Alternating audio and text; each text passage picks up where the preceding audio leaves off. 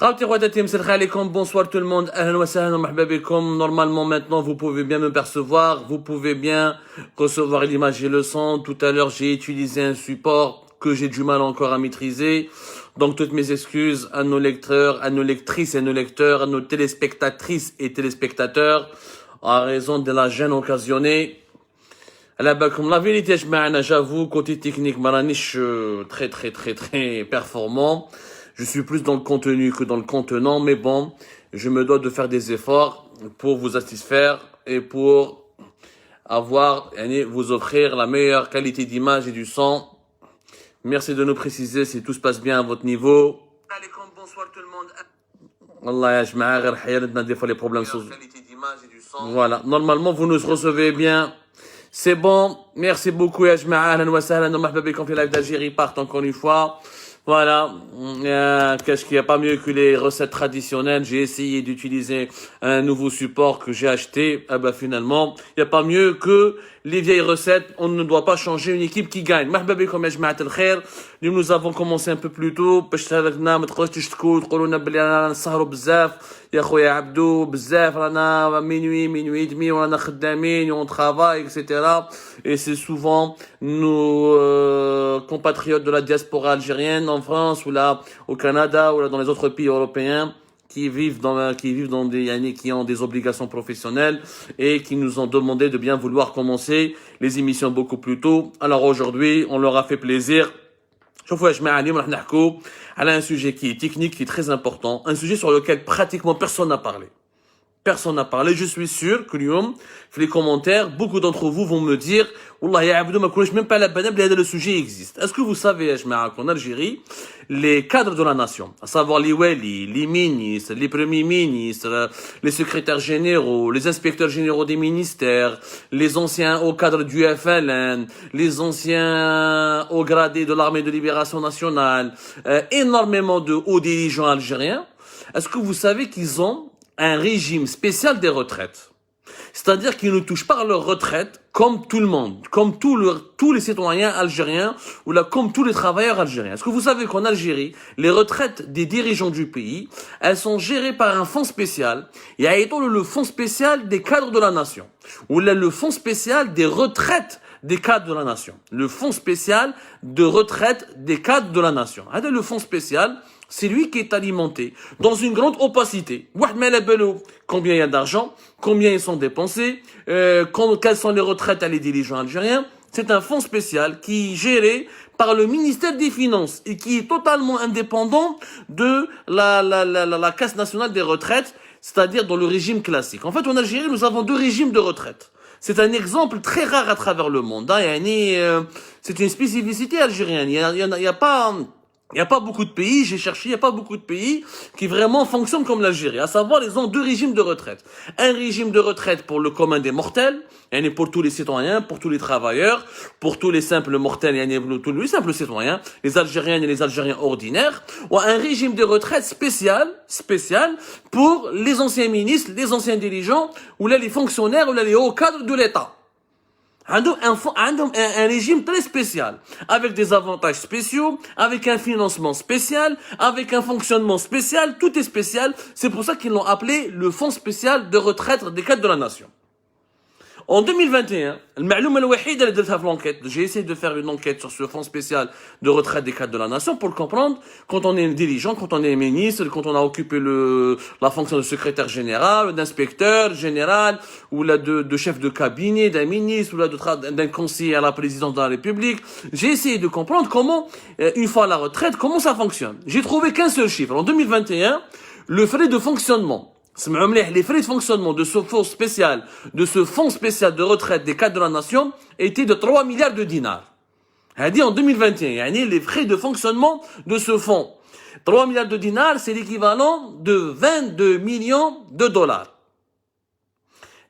Les 3 milliards de dinars, ou les 22 millions de dinars, les 22 millions de dollars, ou les 3 milliards de dinars. Mais ça ne veut pas dire que c'est tout ce qui a été dépensé en 2021. C'est uniquement les frais de fonctionnement. C'est-à-dire les frais que le fonctionnement de ce fonds a généré, et les frais de fonctionnement sont pris en charge par une partie du budget du ministère des Finances en Algérie. Mais combien d'argent dans ce fonds spécial? Combien d'argent? Est-ce qu'il y a des reliquats? Quelles sont les dotations? Combien de fonctionnaires, de dirigeants algériens à Maïchine, ils ont une retraite directement, qui est financée directement, ou là, qui est puisée directement au niveau de ce fonds spécial de retraite des cadres de la nation? Aucune transparence.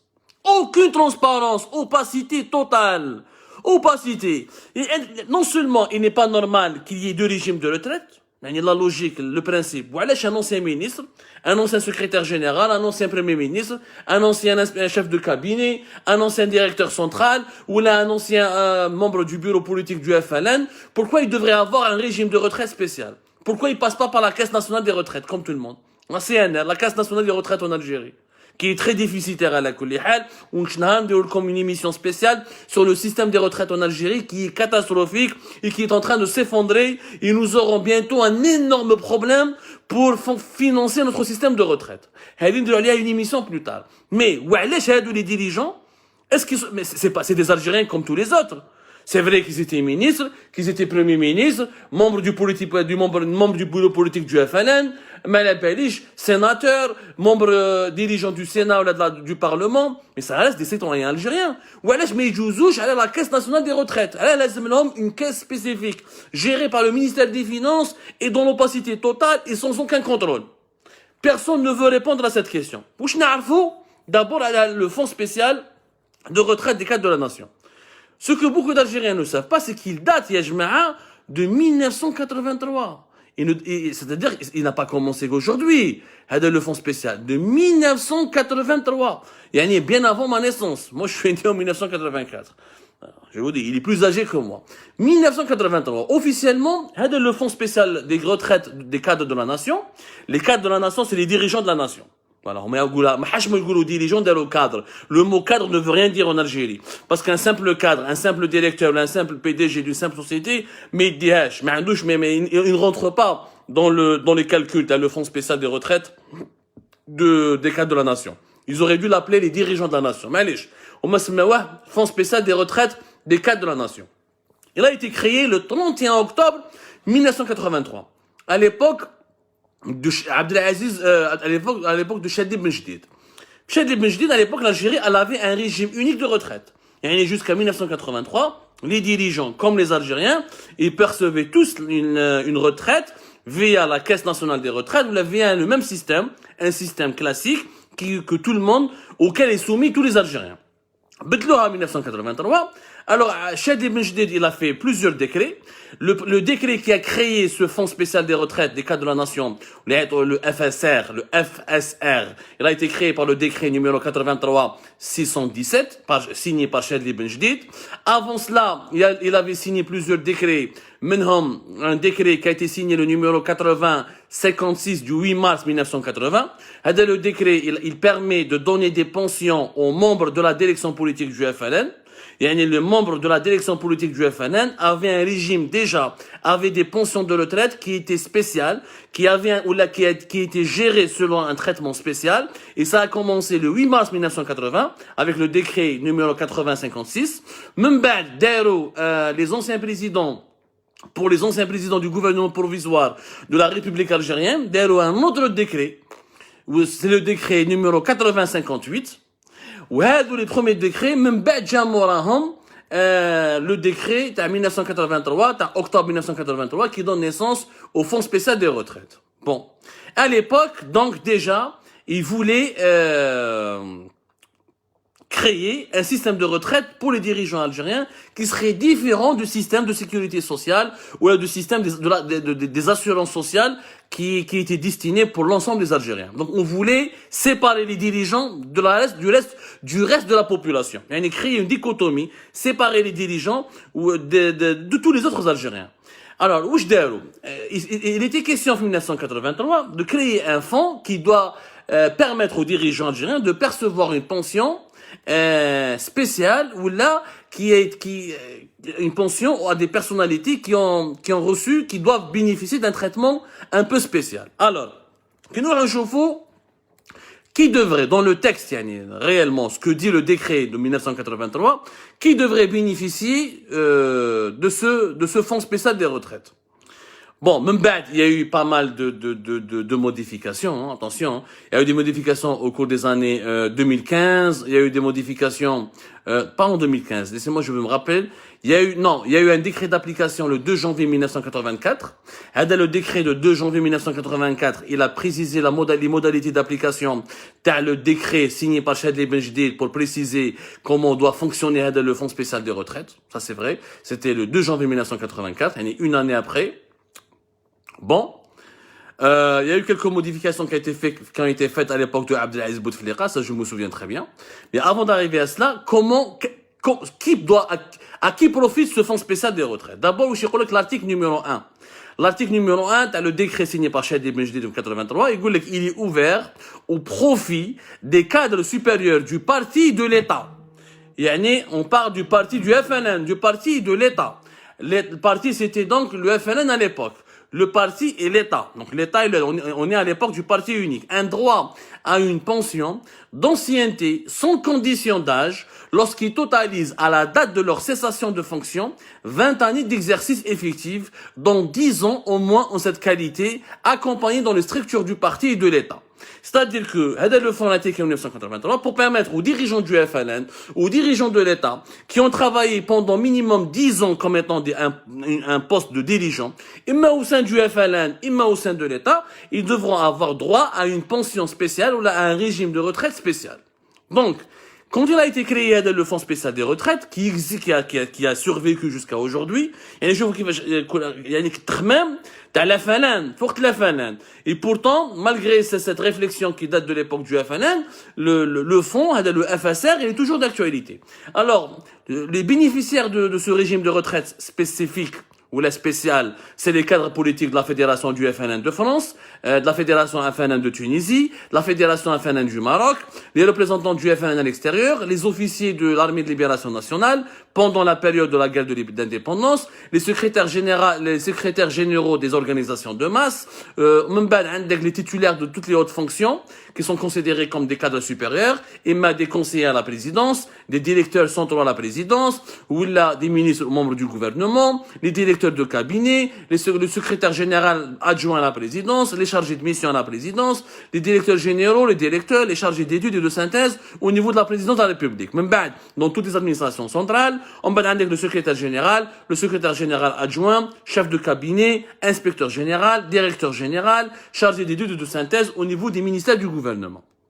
C'est-à-dire, pratiquement tous les fonctionnaires, tous les dirigeants algériens, l'inspecteur général, le chef de cabinet, ou le directeur de cabinet, ou le secrétaire général adjoint, bon.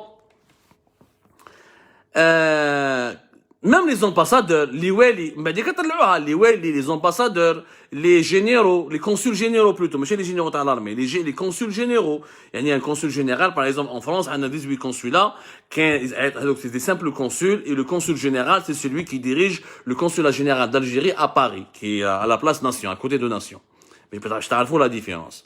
Z en 2011 يا جماعة في وقت بوتفليقة en 2011 زادوا الله اللي سادت على les bénéficiaires des fonds spéciaux du fonds spécial des retraites زادوا les ambassadeurs les wali comme les consuls généraux les PDG des entreprises publiques les députés وكاينة une longue liste يعني كاينة une longue liste. Donc ce fonds qui a été créé à l'époque du FNN, pensé pour les membres du bureau politique du FNN et pour les dirigeants du régime de Chadli Benjdid, a survécu jusqu'à aujourd'hui. La liste a été allongée à partir de 2011. Des modifications ont été apportées en 2014. Par exemple, il y a le 27 mars 2014, on a précisé de nouvelles conditions qui ouvrent le droit à la pension de retraite proportionnelle sans condition d'âge. C'est-à-dire que tu peux être ministre à n'importe quelle condition d'âge, même si tu n'es pas âgé de 60 ans et tu quittes ton poste, tu vas bénéficier de ta retraite avec le régime spécifique. Donc, ce sont encore une fois des lois, des traitements ou des régimes ou là des fonctionnements qui ont été hérités du temps du parti unique. Du temps du parti unique. Et qui subsistent jusqu'à aujourd'hui. Et qui sont gérés dans la même opacité qu'à l'époque du parti unique. يعني حتى حاجة ما تبدلت l'Algérie. مازالها l'Algérie مازالها عايشة في وقت الحرب الباردة. نعطيكم un exemple. باش تعرفوا la différence بين un retraité تابع le fonds spécial des retraites ou un retraité normal. Par exemple, un simple travailleur algérien, خدام واحد خدام. Il doit attendre 32 ans d'activité, une fois il a l'âge de 60 ans, باش يدي 80% de la moyenne des salaires dans les 5 dernières années. هذا un travailleur algérien normal, يدي 80% من الشهرية تاعو تاع 5 سنين الاخرى اللي يخدم فيها ولازم يكون خدم 32 ans وعنده l'âge de 60 ans. باش يقدر يدير لا روتريت تاعو. Par contre, إذا كنت un cadre de l'État, إما un ancien ministre, ou un ancien wali, ou ambassadeur, ou secrétaire général, ou directeur de cabinet, ou inspecteur général d'un ministère, ou conseiller à la présidence, tu dis 100%, ils donnent 100% de leur dernier salaire.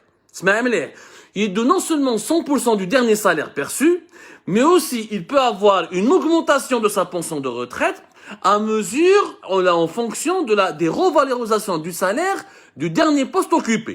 Regardez comme un exemple. Il y a un wali, par exemple, qui est un wali des années 90, qui est avec une retraite qui sera évaluée, ou là, qui sera dotée d'un montant qui va être l'équivalent de ce que ce wali touchait comme salaire les années 90. بصح إذا الوالي تاع إذا في les années 2000 ولا par exemple 2020 ولا 2021 ولا 2025 يزيدوا لهم les salaires تاع les wali vont être augmentés. هذا le wali qui était en poste les années 90 sa retraite et qui est encore en vie, il va bénéficier d'une augmentation automatique qui sera apportée à sa retraite pour qu'il y ait une revalorisation ou là une harmonisation bien les anciens wali, les salaires des anciens wali et les retraites des anciens les salaires des actuels wali et des retraites des anciens wali.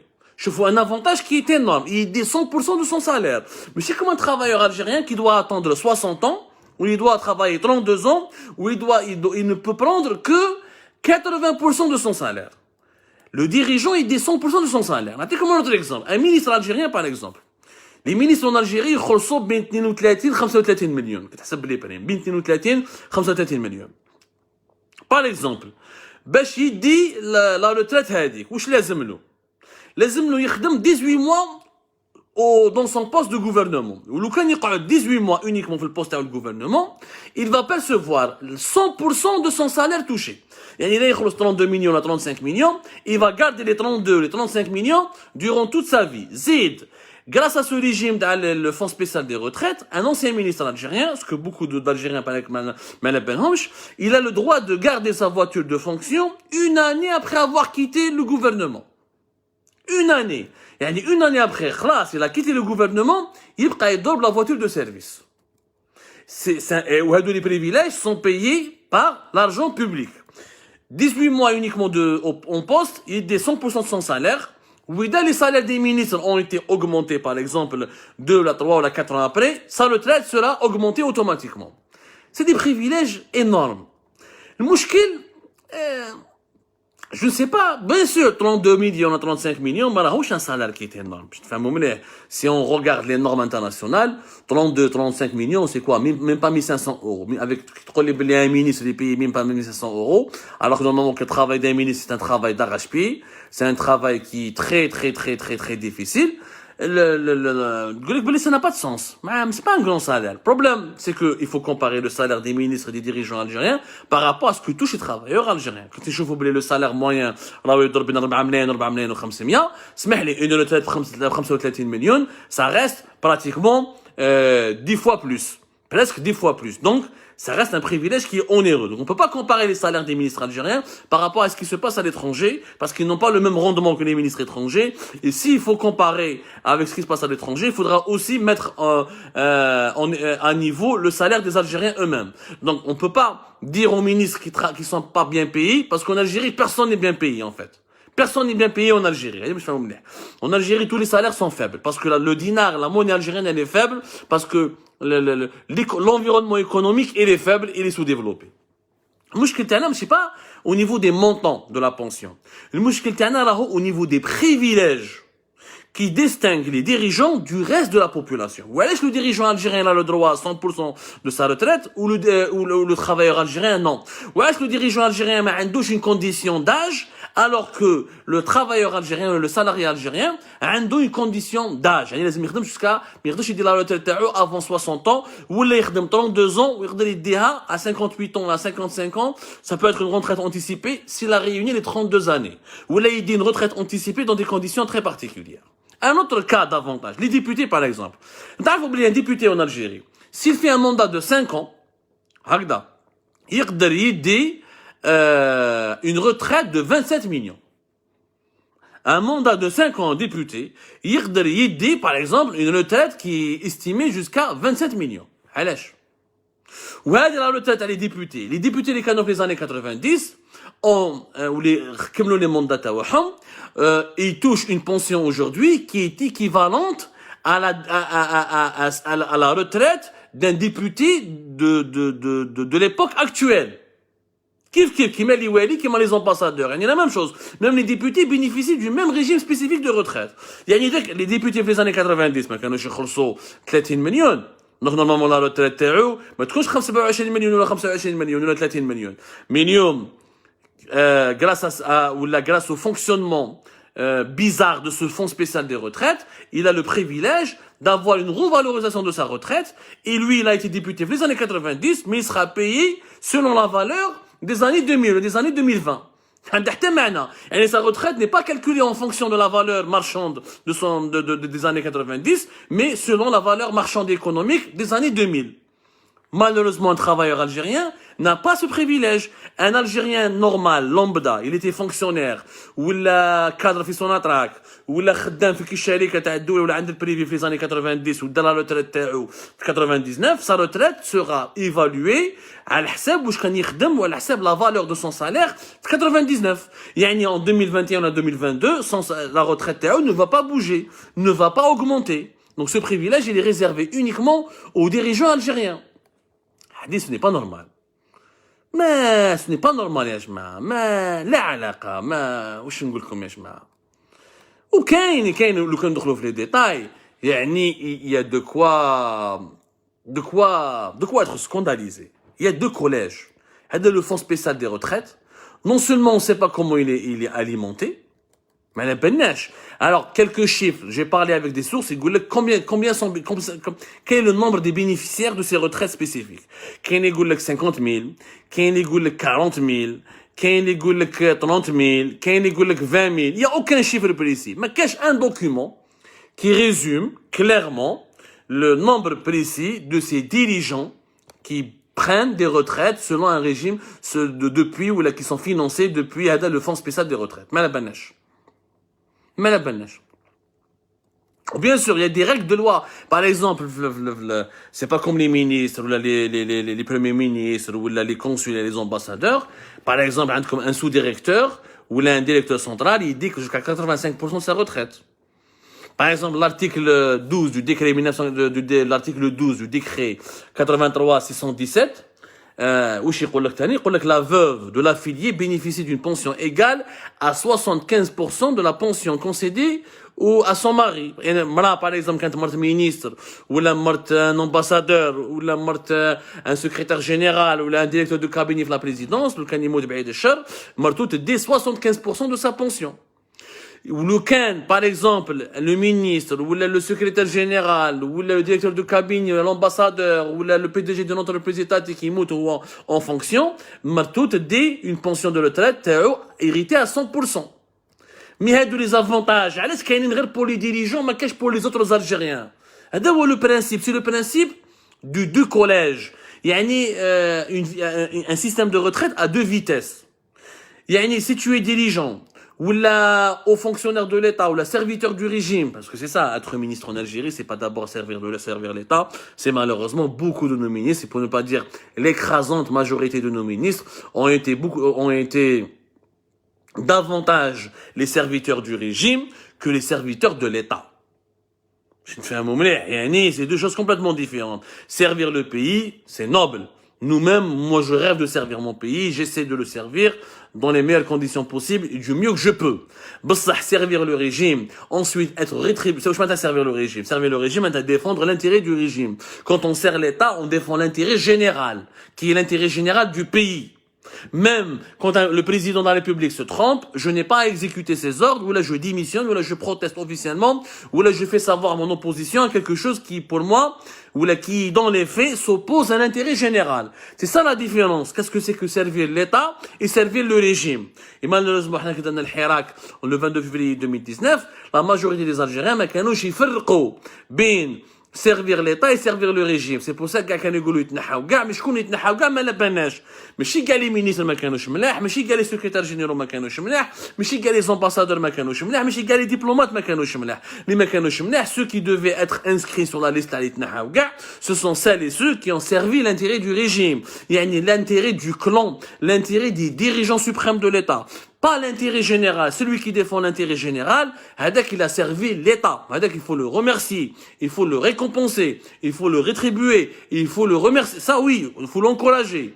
Mais encore une fois, je ne vois pas pourquoi les dirigeants algériens doivent bénéficier d'un traitement spécifique et d'un fonds spécial des retraites qui est géré dans la plus grande opacité. Pour moi, il faut une chose. D'abord, rendre public le nombre des bénéficiaires du fonds spécial des retraites. 1. Il faut tout rendre public. Combien ça nous coûte? Chef n'a un chiffre, 3 milliards de dinars en 2021. C'est 22 millions de dollars. Je ne crois pas que c'est le montant du versement de toutes les pensions. Je pense que c'est une partie uniquement. Je crois que c'est beaucoup plus. Je pense que le fonds spécial des retraites nous coûte au-delà de 100 millions de dollars. Je n'ai pas encore la preuve, mais on est en train d'enquêter. D'autre part, il faut abolir ce fonds spécial des retraites et renégocier un régime de retraite balèque pour les anciens ministres. Mais allez, je suis prêt à leur donner quelques avantages. Mais ça doit passer par la Caisse nationale des retraites. Ils ne peuvent pas prendre tous les avantages. Un exemple, un ministre doit garder la voiture. La voiture de fonction. Un ministre algérien, il peut la garder une année après. Allez. أي منطق. شفنا احنا des ministres dans des pays développés. Non, en France, par exemple, Christiane Taubira, quand elle était ministre de la Justice, lorsqu'elle a démissionné, خرجت directement par un vélo. Elle a pris son vélo, خرجت le jour même, juste après la démission تاعها, خرجت برا بالفيلو راها كانت تدور. ما قالت لهم خلوا لي طوموبيل، ما قالت له ما قالت لهم ملي اعطوني. Non, pas du tout. Et pourtant, elle était ministre de la Justice de la République française. La France qui est l'une des 6 pays, l'une des 6 puissances mondiales, l'un des 10 pays les plus riches du monde. Normal. Mais je ne vois pas,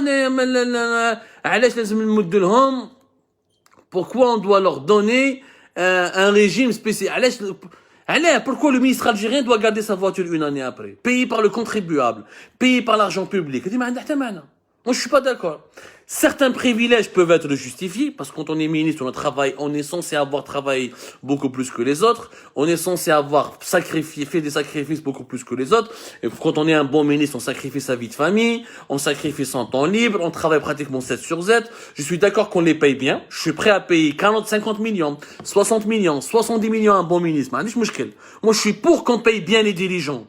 Je préfère bien le payer pour qu'il travaille bien, pour qu'il soit rentable, pour qu'il permette à mon pays de se développer et d'augmenter la création de ses richesses, plutôt que non, je suis pas d'accord. Je suis pas d'accord. Je suis prêt à bien le payer. Je le paye selon son travail et je lui donne des privilèges qui sont justifiés. Les privilèges qui ne sont pas justifiés, je suis désolé. Encore une fois, Christiane Taubira, c'était le 13 décembre 2015, j'oublierai jamais cette image. Christiane Taubira, ministre de la Justice, garde des Sceaux, ministre de la Justice en France, elle quitte, c'était plutôt le 27 janvier 2016, voilà. C'était le 27 janvier 2016, voilà, je me souviens. Elle était ministre du 16 mai 2012 jusqu'au 27 janvier 2016, ministre de la Justice en France. Quand elle a démissionné, elle a prononcé son discours, elle a dit au revoir à ses collaborateurs, elle a pris son vélo, c'est normal, bel vélo. Allez, le ministre algérien, il garde sa voiture. Je suis pas d'accord. Par exemple, pour moi, les députés ne sont pas des cadres de la nation. Voilà, chez un député, il doit un mandat de 5 ans, une retraite de 27 millions. Allez, pour moi, un député, c'est un élu. Il est là pour défendre les intérêts du peuple. Ce n'est pas un cadre de la nation. Il n'a pas été désigné pour sa compétence. Non, il a été élu par la population pour d'autres considérations, pour ses valeurs morales, pour sa popularité, pour je ne sais pas quoi, pour défendre les intérêts de la population. Mais c'est pas un cadre de la nation. Ce n'est pas un cadre de la nation. Donc, mais il n'y a jamais eu de débat en Algérie sur ce sujet. Et pourtant, c'est de l'argent public. درهم الشعب دراهم الدولة اللي هما دراهم الشعب المال العام. Et personne n'en parle. Si on pouvait faire des économies, je préfère, au lieu de financer les privilèges des anciens dirigeants, avec les économies qu'on peut faire, on peut construire des écoles, on peut financer des entreprises, on peut financer des start-up, on peut financer des projets de développement local, des projets de développement durable, on peut les investir dans la santé, dans l'éducation, etc., etc., etc. Et les exemples sont légion. Mais il faut qu'il y ait un débat. Il y a un fonds spécial des retraites, mais même pas même pas, il existe depuis 1983, من وقت الأفلان والرواح. ولحد الآن, les membres du bureau politique du FNN touchent cette retraite. Mais c'est pas normal, le FNN, خلاص, n'est qu'un parti politique parmi tant d'autres. On a fait depuis octobre 88, on a fait la pluralité, on a ouvert le champ politique. Au nom de quoi les dirigeants du FNN prennent des retraites? Un dirigeant du FNN n'est pas un cas de la nation. Ils منحوهم la liste. Le débat, il est vaste. Je pense qu'il faut le lancer, il faut insister pour ouvrir ce dossier. Nous comptons beaucoup sur vous. C'est de l'argent public, c'est des sommes qui sont colossales. 22 millions de dollars, c'est pas rien. 3 milliards de dinars, ce n'est pas rien. Certainement, encore une fois, ce n'est qu'une partie visible de l'iceberg. Moi, je pense que les dépenses du Fonds spécial des retraites dépassent largement les 100 millions de dollars, ce qui est un énorme budget, un budget même colossal, qui peut nous permettre de financer d'autres projets, d'autres chantiers beaucoup plus importants et beaucoup plus utiles pour l'intérêt général et pour la population algérienne. Mais il faut ouvrir le débat. Sans vous, on ne peut absolument rien faire. C'est pour ça que je vous demande de bien vouloir partager cette émission massivement dans tout et sur tous les réseaux et de poursuivre le débat sur les différents supports d'Algérie Part et de nous aider à obliger les autorités algériennes à ouvrir ce dossier. Dans la boîte de Pandore, parce que c'est plus que la boîte de Pandore, c'est une boîte noire. هذو دراهم الجزائريين هذو دراهم الشعب يا خويا moi un bon ministre compétent je suis prêt à bien le payer نخلصوا له كان 80 مليون ماشي مشكل بصح à condition qu'il soit nommé pour ses compétences et qu'il ait un bilan positif. هذه الاولى. Troisièmement, il faut pas, certains de ces privilèges sont justifiés, d'autres ne le sont pas. C'est pour ça qu'il faut revoir le fonctionnement de ce fonds de retraite spécial, au lieu de fonds spécial des retraites. Et encore une fois, son existence n'a pas de sens. Et les dirigeants algériens doivent percevoir leur retraite comme tous les Algériens, via le même système, via le même régime. Même s'ils ont quelques avantages, je ne vois pas pourquoi la Caisse nationale des retraites ne pourrait pas avoir une direction qui gère les retraites élevées, qui sont beaucoup plus élevées par rapport aux autres retraites des travailleurs algériens. Son existence en elle-même, le fait qu'il y ait un régime spécial des retraites à part et qui distingue les dirigeants du reste de la population, c'est de la ségrégation. C'est de la ségrégation. Ça veut dire qu'il y a une Algérie d'en haut et une Algérie d'en bas. Et ça, c'est inacceptable. Je vous remercie énormément et je vous donne rendez-vous demain pour d'autres lives, d'autres explications, d'autres décryptages, d'autres analyses. L'actualité se poursuit sur Algérie Part.